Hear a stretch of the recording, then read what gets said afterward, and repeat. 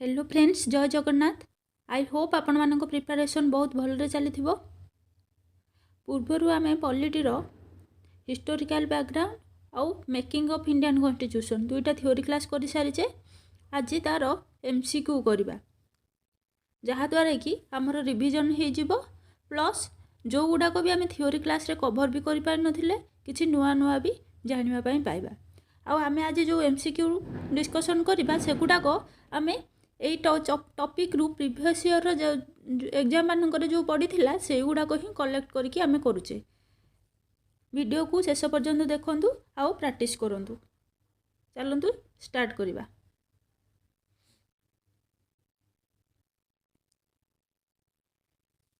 पढ़िबा East India Company got the exclusive right of trading in India under a charter granted by Queen Elizabeth in माने से कौन देछि आमर जो east India company India को आसीथिला तार ट्रेड करिवा पाई किंतु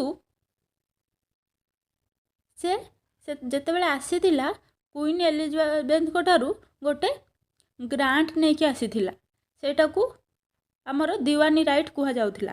से केते वर्ष पाई आसुथिला आमे देखिचे आमे पूर्व जेतेबेले मेकिंग ऑफ इंडियन कॉन्स्टिट्यूशन पढ़ी आम देखीचे सब चार्टर्ड एक्ट आमर 2020 ईयर को थोड़े रिवाइज होता। तो ये जिनसटा केबे प्रथमे स्टार्ट होता प्रथमे केबे ग्रांट करथिले बा केबे ईस्ट इंडिया कंपनी इंडिया रे आसिक ट्रेडिंग करने केबे ग्रांट पाइथिले क्वीन एलिजाबेथ को ठारू केबे ऑप्शन हैला 1600 तापरे प्रति 20 वर्ष थरे एटा रिवाइज होउथिला।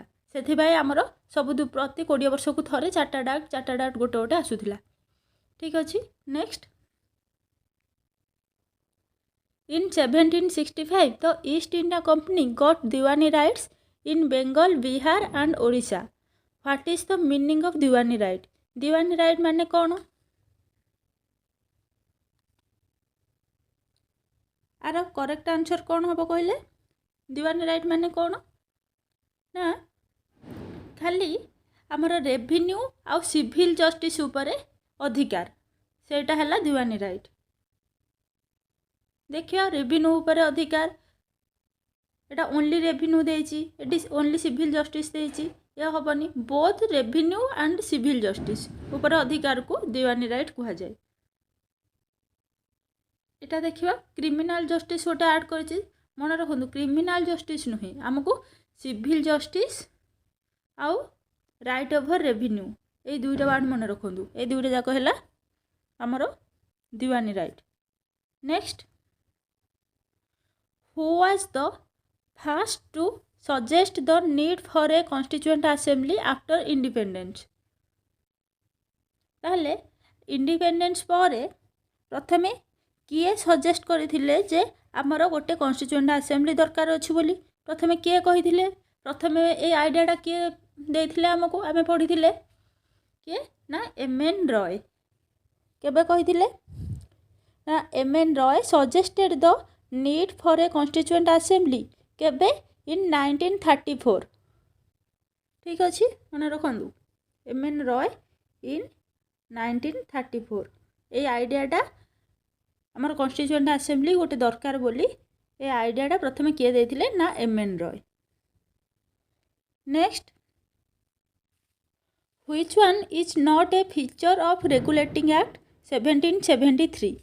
आमे रेगुलेटिंग एक्ट पढ़ीचे तार फीचर्स कौन कौन सब पढ़ीचे तबे देखिबा कोडा आर फीचर्स नुहे। It was the first step taken by the British to control and regulate the affairs of the East India Company in India. Now, next, first time the British recognized the political and administrative function of the company. ना ये भी नहीं। Next, the Regulating Act of 1773 laid down the foundation of central administration in India. ना central administration 1773 रे होई नथिला। Next it is provided for the establishment of supreme court at Madras. एटा हमर रेगुलेटिंग एक्ट रो 7073 रो फीचर्स नुहे। ठीक अच्छे युवाक सब है आमर फीचर्स 1773 रो किंतु एटा नुहे आमर आम पढ़ी ना रेगुलेटिंग एक्ट 1773 एटा है आमर फास्ट स्टेप है British to sorry it was the first step taken by the British to control and regulate the affairs of the East India Company। East India Company रो माने ब्रिटिश को control और regulate करने fast step. ठीक अच्छे central administration भी होता 1773 रे। ठीक अच्छे आउ British recognise the political and administrative function of the company किंतु आमर सुप्रीम कोर्ट माड्रास रे एस्टाब्लिश कहुई नथिला किंतु सुप्रीम कोर्ट एस्टाब्लिश होगा कहुई किंतु माड्रास रे नुहे कोठी होता कोलकाता रे। एटा जदि कोलकाता होता तेबे एटा ठीक होता किंतु eighty Madras देइछि सेथिबाई Etah wrong answer. Next which one is not a feature of regulating act 1773? Board of Control to manage the political affairs was established। not a features देछि ना Board of Control to manage the अच्छा Board of Control political things affair manage करेनी Board of Control अच्छा regulating at 1773 रे ए Board of Control किंबा आमर courts of director एगुड़ा किसी है नथिला आमर एटा केबे डिवाइड हैला ना पीट्स इंडिया एक्ट 1784 रे। तो एटा रेगुलेटिंग एक्ट 1773 कथा देछि नॉट ए फीचर्स देछि ना तो एटा हबो correct answer. Next which of the following action is also called the act of settlement? Act of settlement कोटा कहा जाए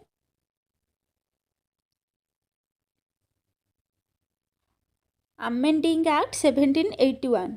अमेंडिंग एक्ट 1781 माने एटा को कहीं कह जाए एक्ट ऑफ सेटलमेंट ना आमर जो होता रेगुलेटिंग एक्ट 1773 तार रेक्टिफिकेशन है आमर अमेंडिंग एक्ट 1781 से एटा को एक्ट ऑफ सेटलमेंट कह जाए मन रखु।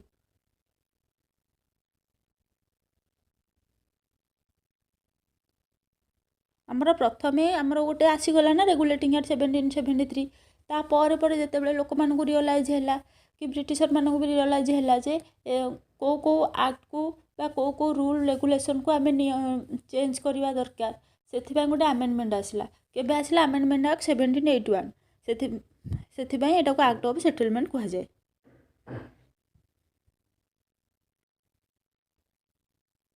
Next which of the following is not a features of Pitt's India act of 1784? कोटा आमर पीट्स इंडिया एक्ट 1784 रो गोटे फीचर्स नुहे कौन देछि option it distinguished between the commercial and political function of the company एटा है पीट्स इंडिया एक्ट रो गोटे features. ठीक अच्छे next a new body board of control was established to manage the political affair and it empowered the board of control to supervise and direct all operation of civil and military government and revenue of the British possession in India। ये भी Pitt's India act रोड features. Next it established a system of double government ये भी double government रो गोटे system. Next first time in recognised the political and administrative function of the company एटा एठी भूल देला पीट्स इंडिया एक्ट रे ए पॉलिटिकल एंड एडमिनिस्ट्रेटिव फंक्शन को फर्स्ट टाइम में रिकॉग्नाइज हो नथिला केबे हेतिला हमर रेगुलेटिंग एक्ट 1773 रे रिकॉग्नाइज हेतिला फर्स्ट टाइम हमर 1773 रे रिकॉग्नाइज हेतिला एठी हमर पचारछि कोन पीट्स इंडिया एक्ट कथा next which of the following are important facts about Pitt's India 1784 तबे कौन important fact For the first time, the company's territories in India were called the British possession in India. এটা ঠিক ଅଛି. Under this act, the British government was given supreme control over the company's affairs and its administration in India. ये भी ठीक अछि. It was the first step towards centralization in British. ये ହେଲା भूल. तेबे हम आंसर कोटा हबो both A and B. ये है हमारा correct answer. Next which act was considered the final step toward centralisation in British India तेबे केबे हमर सेंट्रलाइजेशन हेबार फाइनल स्टेप केबे हैला ना चार्टर्ड एक्ट 1833 चार्टर्ड एक्ट 1833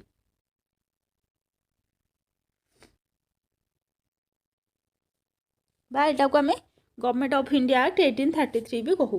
एटा हला मन रखंदु सेंट्रलाइजेशन ब्रिटिश इंडिया रो सेंट्रलाइजेशन हबार फाइनल स्टेप हैला हमर chartered act 1833. Next which of the following is not a feature of the chartered act of 1833 तबे कोटा फीचर्स नुहे. It made the Governor General of Bengal the Governor General of India. Not a feature ना किंतु आम chartered act 1833 रे तो एटा हेइथिला governor general of Bengal governor general of India होइथिले एटा ठीक अछि. Next Lord William Bentinck was the first governor general of India ये भी ठीक आमको पचारसी not a feature. Next The act deprived the legislative powers of Bombay, Bengal and Madras. एटा भूल अच्छी कहीं ना एटार आंसर कौन करेक्ट आंसर एटा the act deprived the legislative power of Bombay and Madras only जदि होता तेबे एटा भी ठीक होता किंतु एटी बेंगल नथिला. Next exclusive legislative power of British India were given to Governor General of India ये भी करेक्ट अच्छी तेबे कोटा नॉट ए फीचर ये हमरो भूल because Bengal this act deprived the legislative power of Bombay and Madras only not Bengal.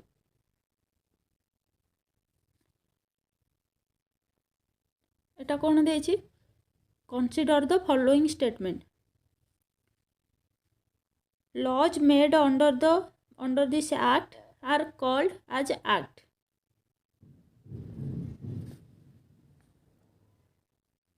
Next it ended the commercial activities of East India Company and the company became a purely administrative body. Next the company's territory in India are called interest His Majesty His heirs and successor. Introduce a system of open competition for the selection of civil servant and Indian should not be debarred from holding any post in the company. कौन देछि which of the above are the features of Chartered Act 1833 एबे आमे पढ़िले ए Chartered Act 1833 रो कौन कौन feature सब अछि. laws made under this act are called act ठीक अच्छी ये भी ठीक अच्छी.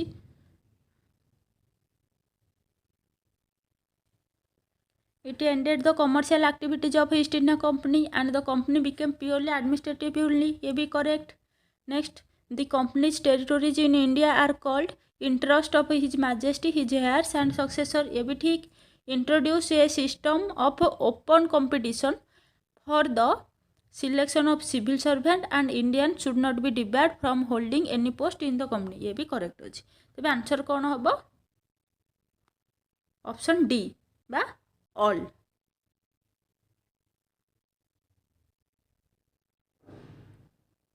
ये हला correct answer. Next which of the following was the first governor general of Bengal. मन पका आम पढ़ी किए आमर fast governor general of Bengal किए ना वारेन हास्टिंग। वारेन हास्टिंग एटा केबे हेइथिला गवर्नर प्रथमे थिला हमरो गवर्नर जनरल ऑफ बेंगल केबे हेले भाइसरय रु गवर्नर जनरल ऑफ बेंगल केबे हेले हमरो रेगुलेटिंग एक्ट 1773 रे हेले किए हेले प्रथम गवर्नर जनरल हमरो वारेन हास्टिंग। ठीक अछि। Next which of the following was the first governor general of India. किए हमरो governor general of India Bengal तो देखिले वारेन हास्टिंग सेमती गवर्नर जनरल ऑफ इंडिया किए मन पकांदु William Bentinck. Next which of the following was the last governor general of India. Last governor general किए एटा भी पढ़ी थिले Lord Canning. Next which of the following was the fast viceroy of India. Fast viceroy of India किए Lord Dalhousie. ये भी आम पढ़ी थिले मन पकांतु कौन पढ़ी थिले ना after the Indian rebellion of 1857 and the transfer of power from the East India Company to the British Crown, the title of the position changed for Governor General to Viceroy of India। ठीक अच्छी आमर governor general पोस्टा आमर भाइसरय of India हो गला ताते बेले आमर प्रथम भाइसरय किए हेले ना लॉर्ड डेलहाउसी। एटा आम पढ़ी पूर्व क्लास रे आम थ्योरी पढ़ीचे। Next which of the following activities for the first time the legislative and executive functions of the Governor General's Council were separated out। कौन देला ना आमर मन पकांतु आम पढ़ी आमर चार्टर्ड एक्ट 1853 जेतेबेले आसीथिला कौन होइथिला गोटे separate government governor general's legislative council also known as Indian बा central legislative council was established. सेतेबेले गोटे सेपरेट होइथिला जार ना थिला आमर लेजिस्लेटिव इंडियन लेजिस्लेटिव काउंसिल। ठीक अच्छी तेबे आर आंसर कौन हम chartered act 1853। Next which of the following is not a feature of chartered act of 1853। 1853 रो कोडा गोटे फीचर नुहे पचारि मन रखु आमर एग्जाम रे कौन हुए माने आम पढ़ी दो which of the following is a feature of chartered act किंतु से ट्रिक करिकी एटी नोट गोटे दे देथिवो जोटा कि आम एटा भूल मारदबा। तेबे कौन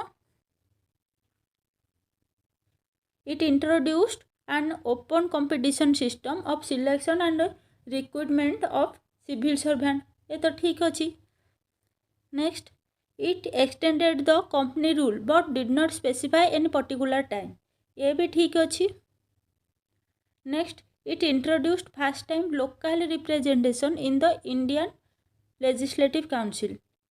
ये भी ठीक अच्छी। आमर से चार्टर्ड एक्ट 1853 रे ही local representation first time introduce होइथिला। Next it abolished the commercial body the court of directors of the company. ये है आमर रॉन्ग आंसर तो it is not a feature of chartered act 1853। Next the Macaulay committee. Macaulay committee आमर कौन पाई formation होइथिला मन पकांदु केबे formation होइथिला ना 1854 रे। काहे की फॉर्मेशन होइथिला माकुले कमिटी आम पढ़ी थिले इंडियन मन रखु इंडियन सिविल सर्विस पाई माकुले कमिटी एग्जाम रे आसीबो। माकुले कमिटी काहे फॉर्मेशन होइथिला इंडियन सिविल सर्विस पाई। आउ मन रखु आम माकुले को कौन कहू father of English education and father of legal system भी ऑफ इंडिया भी आम कहू माकुले को। Which of the following is not a feature of government of India act 1858। मन रखु एगुड़ा सब ट्रिकी क्वेश्चन गुड़ाक ये नोट गोटे आड करी दे दौची जोटा कि आम एग्जाम रे भूल करदेबा देखिबा कौन it is changed the designation of governor general of India to viceroy of India एटा तो तार फीचर्स कहीं आमर ये गवर्नमेंट ऑफ इंडिया एक्ट 1858 रे ही एटा हेइथिला गवर्नर जनरल ऑफ इंडिया रु वाइसरॉय हो गले ता पोजीशन डेजिग्नेशन चेंज हो गला next it abolished the board of control and code of directors and ended the double government एटा भी ठीक अच्छी next it established the secretary of state with 25 members council 25 members नुहे मन रखु एटा ठीक अच्छी बाकी 15 मेंबर काउंसिल तेबे हेले जाई एटा ठीक ही था तेबे करेक्ट आंसर है C it is the not a feature of government of India act next which of the following act made the first attempt to associate Indian with the law making process कोटा आमर माने Indian मान को law making process रे associate करने first attempt कोटा थिला आमर पढ़ा कौन मन पकातु आमर जितेबले इंडियन काउंसिल एक्ट 1861 होता से कौन कराला आमर जितेबले से एक्ट आसला से किए थे से वाइसरॉय ना लॉर्ड कैनिंग थिले लॉर्ड कैनिंग कौन करथिले 3 जन इंडियन को लेजिस्लेटिव काउंसिल को नॉमिनेट करथिले से भितर किए किए थिले 3 जन को जो नॉमिनेट करथिले किए किए थिले मन पकातु आम पढ़ी एटा sir Dinakar Rao the Raja of Banaras and the Maharaja of Patiala ये 3 जन को आमर लेजिस्लेटिव काउंसिल को नॉमिनेट करथिले किए करथिले लॉर्ड कैनिंग केबे 1862 रे केबे एटा को एक्ट अंडर रे हेतिला इंडियन काउंसिल एक्ट 1861 हला सब फैक्ट विषय में जानीदेले किए किए 3 जन सब एटा भी एग्जाम रे आसे को 3 जन को प्रथमे आमर नॉमिनेट कराइला किए करथिले लॉर्ड कैनिंग करथिले ठीक अछि next which of the following act initiate the process of decentralization by restoring the legislative power to Bombay and Madras presidency तेबे कौन है एटा which of the following act initiate the process of decentralisation अच्छा को decentralisation process केबे initiate हेतिला मन पकांतु केबे हेतिला ये भी हमर इंडियन काउंसिल एक्ट 1861 रे डिसेंट्रलाइजेशन प्रोसेस इनिशिएट हेतिला next which of the following year Lord Canning establish the portfolio system केबे एस्टाब्लिश करथिले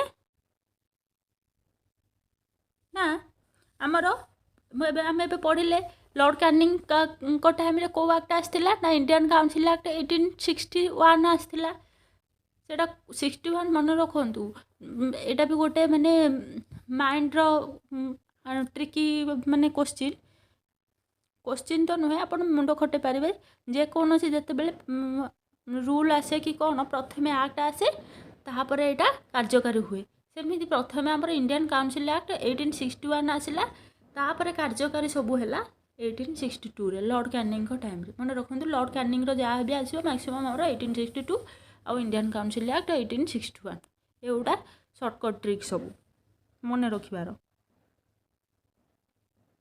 next which of the following act empowered the viceroy to issue ordinance को act आमर viceroy को empower करे to issue ordinance issue करने empower करे को act एटा भी आम पढ़ीचे जिते सब डिसेंट्रलाइजेशन सब प्रोसेस स्टार्ट है सबू है तो से वाइसरॉय को भी पावर दिगला ऑर्डिनेंस इश्यू करने केबे से इंडियन काउंसिल एक्ट 1861 एटा आमर मोस्ट इंपोर्टेंट एक्ट गोटे इंडियन काउंसिल एक्ट 1861 ये आमर मेजर चेंजेस सब होइछि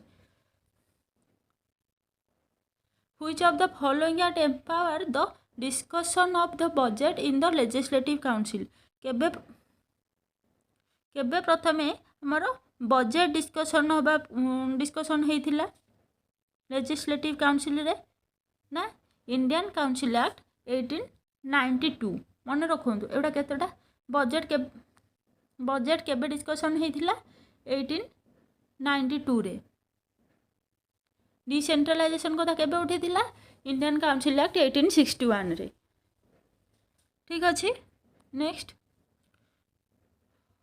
which of the following act made a limited and indirect provision for the use of the election for filling of some non-official seats both in the central and provincial legislative council। तेबे कौन देला,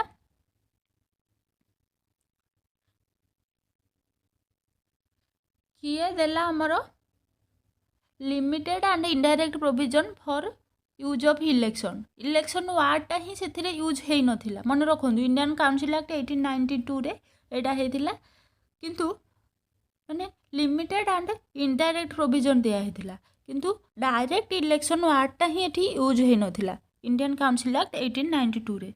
next, which of the following is known as father of communal electorate. Communal electorate रो father क्या कहा जाए, Lord Minto. ये भी आम पढ़ी थे, लॉर्ड मिंटो। आ भेरी भेरी मोस्ट इंपोर्टेंट क्वेश्चन, यहाँ बहुत थर एग्जाम रे आसी। आम ए जहाँ भी डिस्कसन करुचे आम प्रीवियस ईयर जहाँ सब पढ़ी ये टॉपिक रो आम कलेक्ट करके डिस्कसन करुचे, पूरा मन रखु। यही सब एगुड़ा सब मोस्ट इंपोर्टेंट क्वेश्चन सब आम डिस्कसन करुचे। तेबे किए फादर ऑफ कम्युनल इलेक्टोरेट क्या कहा जाए, Lord Minto.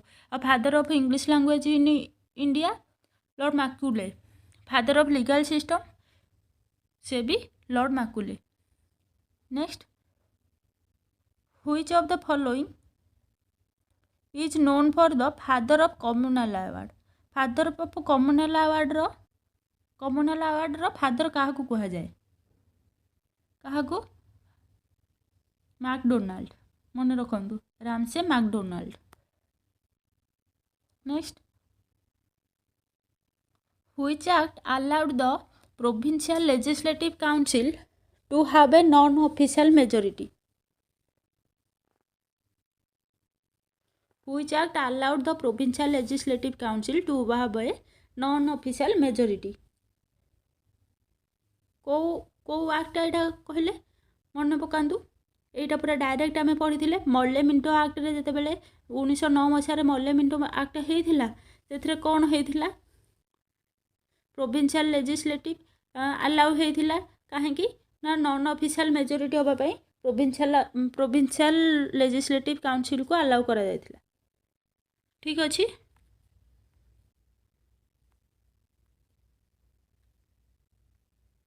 Next, which one of the following is the first Indian to join the viceroy's executive council. किए, एटा पूरा बहुत थर मु बार बार यहाँ कही आमर वाइसरॉय एग्जीक्यूटिव काउंसिल को किए फास्ट इंडियन भावे जॉइन करथिले, सत्येंद्र प्रसाद सिन्हा, एसपी सिन्हा। मन रखु, ये हेले first Indian viceroy executive council रे जॉइन होगापाई। आउ second Indian to seat in White House in British. ठीक अच्छे। प्रथम इंडियन किए थिले, Dadabhai Naoroji. Next, which of the following act introduced a separate electorate for Muslim. Muslim मानक पई सेपरेट इलेक्टोरेट केबे प्रथम इंट्रोड्यूस होइथिला, से मल्ले मिंटो एक्ट 1909 रे आमर इंट्रोड्यूस होइथिला। Next, which of the following act introduce the dual scheme of governance is dyarchy. माने dyarchy आमर को एक्ट रे इंट्रोड्यूस होइथिला बा डुअल स्कीम ऑफ गवर्नेंस सेटा को कहा जाए। डायरकी माने डुअल स्कीम ऑफ गवर्नेंस को एक्ट रे आमर होइथिला, गवर्नमेंट ऑफ मन रखु। यहाँ भी बहुत थोर एग्जाम आसी, गवर्नमेंट ऑफ इंडिया एक्ट 1919 माने 1999 मसीह रे आमर डायरकी आसी जाइथिला। Next, which of the following act introduce the first time bicameral regime बा upper house and lower house. Bicameral regime माने upper house and lower house बा आम ए जानूचे Lok Sabha and Rajya Sabha and direct election in India.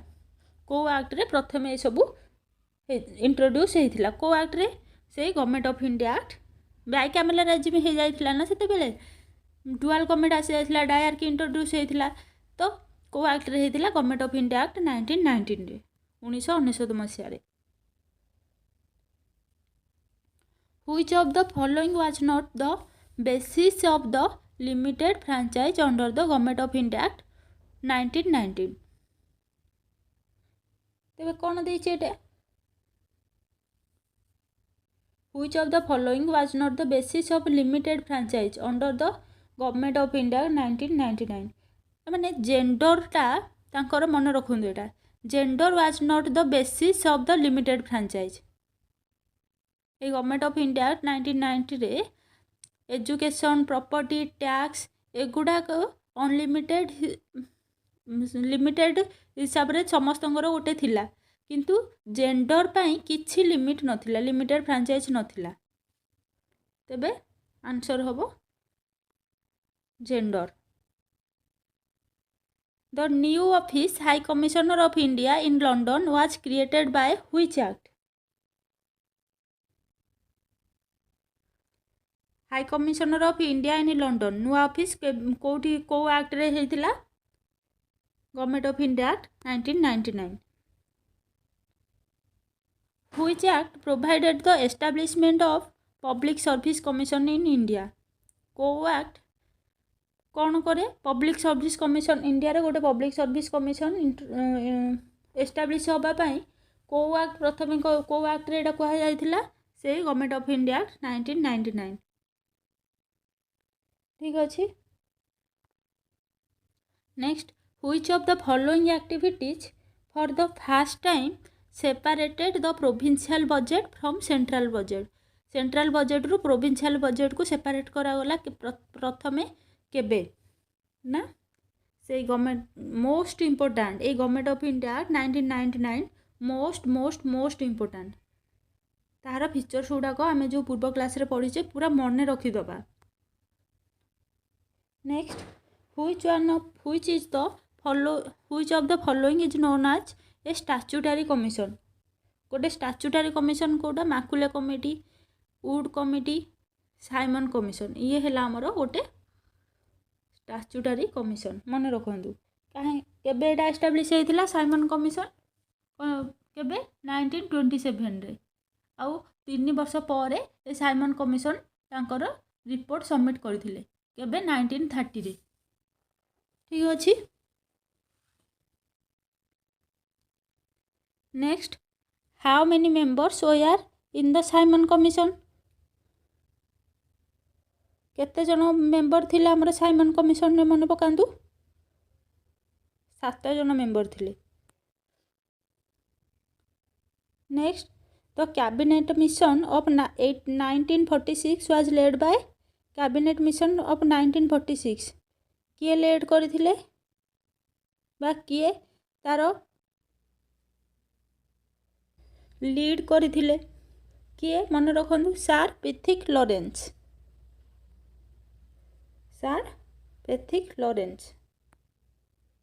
Next which of the following acts of British India strengthen the viceroy's authority over his executive council by substituting the portfolios or departmental system for corporate functioning एटा मोर मन रखु आमर जो अलग UP civil service exam रे भी एटा आसीथिला को act under रे एटा हेथिला ना इंडियन काउंसिल एक्ट 1861 अंडर रे ये हेथिला कोन हेथिला ना British India in Indian council act 1861 British India strengthen the viceroy's authority over his executive council by substituting the portfolio or departmental system for corporate functioning ठीक अच्छे तेरे जी आमर इम्पोर्टेंट क्वेश्चन आम आज डिस्कसन कले जी आम कलेक्ट करें आउ जदि किसी रहीगला नेक्स्ट क्लास रे आउ गोटे भी क्लास आनिबा एमती एमसीक्यू डिस्कसन करने यहाँ है आम एमसीक्यू रो पार्ट 1 आर पार्ट 2 भी गोटे क्लास आनिबा जो थे आमर इम्पोर्टेंट क्वेश्चन खाली डिस्कसन करवा आपड़ थियोरीटा खाली स्टोरी पढ़ला टाइप मन रखी दिंतु किंतु यही क्वेश्चन गुड़ा को ही बार बार रिवाइज करूँ आमको यहीटा ही एग्जाम रे बहुत हेल्प करिवो आटलिस्ट आम युवाक बार बार रिभाइज कले क्वेश्चन गुड़ाक आमर ऑप्शन देखिले एग्जाम हॉल रे मन पड़ जे हाँ आम यहाँ पढ़ी ठीक अच्छे क्वेश्चन रे ऑप्शन देखु देखु आंसर मन पड़